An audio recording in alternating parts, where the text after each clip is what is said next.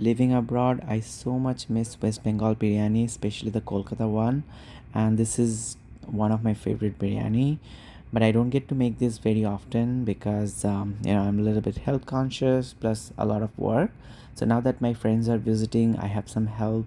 So I decided to make this biryani. So I'm not gonna make the authentic one, but I'm trying to just create it something similar to the Kolkata style. So my friend is helping me by cutting the lambs. So I got this lamb from Costco. It's boneless, I think, lamb legs. So I'm not very good at cutting meat, so he's helping me with that. So once I'm done with cutting, so I'm gonna pressure cook this meat to make it tender. So I'm adding some salt, some garam masala powder, ginger and garlic paste, and half a liter water. Now I'm going to pressure cook this until it's tender. So I'm using an instant pot and cooking this on pressure for 35 minutes. Meat is ready. I kept the stock aside because I will need this later. And making the water for the rice. So added some salt, some garam masala, some lime juice and ghee, and now mixed it and kept it aside, which I'm going to make the rice in it. And now I'm added some oil and some ghee, and now frying half a kilo onion. So I added some potatoes because Kolkata biryani is incomplete without potatoes.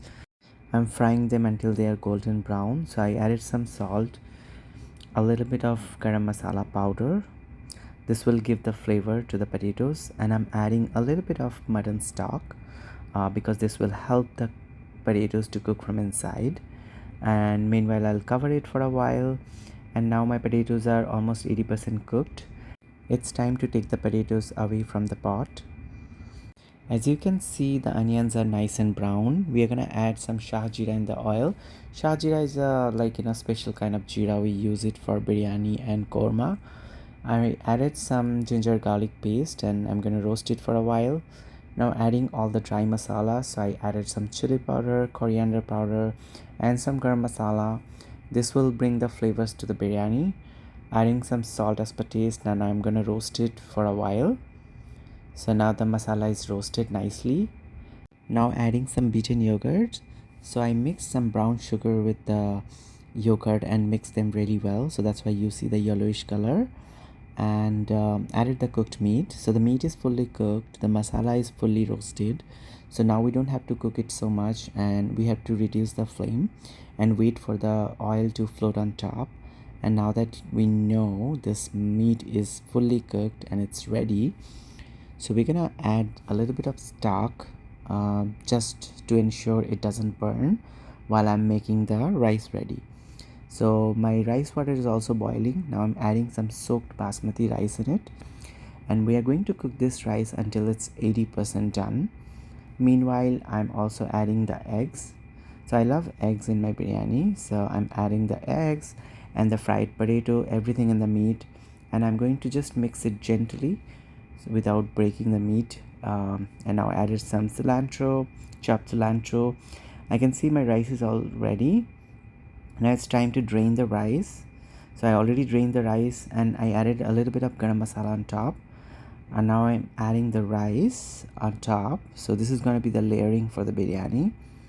So I'm not going to make multiple layers, so one is enough.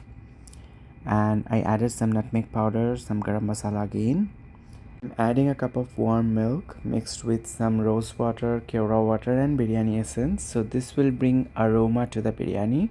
Now I'm going to cover it and make sure it's sealed, and I'm going to let it cook for 20 minutes on medium to low heat, and then I'm going to let it rest for 10 minutes before I open the lid. Trust me, foodies, my kitchen smells amazing right now. And look at the rice, they are so fluffy, they're so flavorful. And I was so afraid of cutting the biryani from the bottom because I was afraid I'm going to break the eggs, I'm going to break the potatoes. But finally I plated myself a little bit of biryani. I can't wait to taste this. Look at the mutton, it's so tender. Actually it's lamb. Probably goat would have been better, but it's okay, whatever is available to eat. And the potato was so hot, so I couldn't break it. So far, if you have liked this recipe, give it a thumbs up. If you like to watch more of these videos, so then subscribe to my channel or follow my page.